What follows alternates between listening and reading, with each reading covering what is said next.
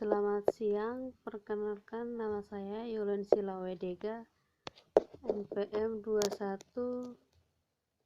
2100430031. Di sini saya akan menjelaskan Perang Dingin. Pendahuluan.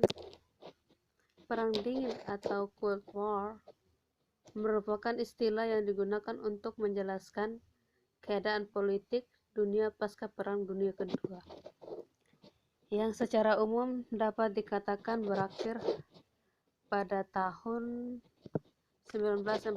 Kekalahan Jerman dalam Perang Dunia II memunculkan struktur perbandingan kekuatan baru dalam politik internasional. Perbandingan yang ditandai dengan pembagian blok yang terlihat dalam politik internasional, yakni blok timur atau spesialis komunis yang dikuasai oleh Uni Soviet dan blok barat atau sering disebut liberal kapitalis dikuasai oleh Amerika Serikat. Dominasi kedua kekuasaan antara Uni Soviet dan Amerika Serikat ini menyebabkan hubungan internasional sangat dipengaruhi oleh kepentingan kedua negara tersebut. Nah, berikutnya latar belakang Perang Dingin. Sebagian pendapat menyatakan bahwa Perang Dingin atau ketegangan antara Amerika Serikat dan Uni Soviet dimulai sejak keduanya menjadi pemenang Perang Dunia II. Sementara pendapat lain menyatakan bahwa terjadi sejak revolusi Bolshevik di Uni Soviet pada tahun 1917 karena Uni Soviet kemudian mengisolasi diri. Yang kedua, konferensi Potsdam pada Juli 1945 juga dianggap menjadi awal mula dari peristiwa Perang Dingin antara Amerika Serikat dan Uni Soviet. Dikutip dari Encyclopedia Britannica tahun 2015, dijelaskan bahwa Perang Dingin dipicu langkah yang diambil Amerika Serikat dan Uni Soviet menjelang berakhirnya Perang Dunia II. Lewat tentara merahnya, Uni Soviet membebaskan negara-negara Eropa Timur dari penduduk pasukan Nazi Jerman. Namun usai membebaskan, Uni Soviet berusaha menancapkan pengaruh komunisnya di negara-negara tersebut. Yang selanjutnya itu doktrin Truman dan Marshall. Harry S. Truman, Presiden Amerika Serikat yang ke-34,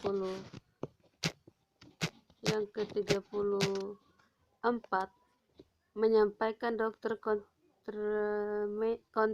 containment-nya, yang artinya mengirimkan bantuan untuk mencegah sebuah negara jatuh dalam rezim komunis. Sementara Marshall Plan adalah kecurangan dana bantuan bagi negara-negara yang membutuhkan rekonstruksi pasca Perang Dunia II. Permodalan antariksa.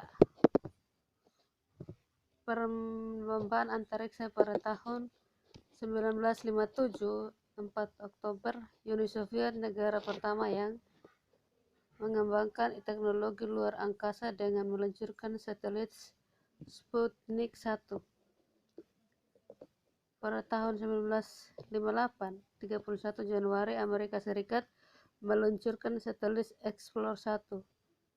Pada tahun 1959, 4 Oktober, Uni Soviet mengorbitkan satelit Lunik 3 mengelilingi bumi dan bulan. Pada tahun 1961, 12 April, Yuri Gagarin, seorang Monod dari Uni Soviet sebagai manusia pertama yang ke luar angkasa. Nah, pada tahun 1962, 20 Februari, John Glenn, manusia pertama yang mengorbitkan bumi. 1969, 20 Juli, Neil Armstrong sebagai perwakilan Amerika Serikat menjadi manusia pertama yang mendarat di bulan. 20 November tahun 1998, pembentukan Stasiun Luar Angkasa Internasional oleh Amerika Serikat dan Rusia. Krisis Kuba selama Perang Dingin. Pada bulan Oktober 1962, di mana terdapat 13 hari paling menegangkan dalam babak Perang Dingin antara Amerika Serikat dan Uni Soviet. Peristiwa menegangkan ini terjadi pada musim gugur 1962. Kala itu Amerika Serikat bersitegang menuntut Soviet untuk menghentikan proyek pembangunan pangkalan rudal di Kuba, hanya 144,8 km dari pantai Florida, Amerika Serikat. Akhir Perang Dingin. Pada tahun 1980, Uni Soviet mulai mengalami kemerosotan ekonomi yang berdampak negatif pada seluruh kehidupan di dalamnya. Untuk merekonstruksi negaranya, Presiden Uni Soviet Mikhail Gorbachev membentuk sebuah kebijakan baru bernama Perestroika. Perestroika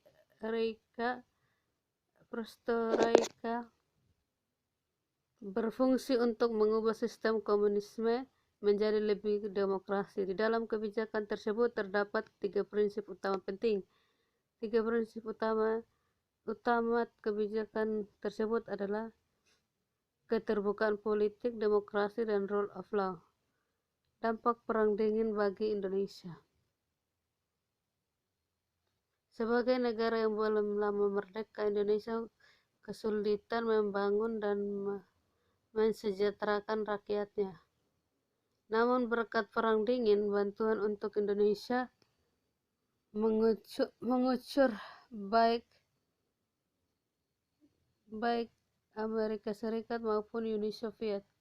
Salah satunya terlihat ketika Soekarno berambisi menunjukkan kehebatan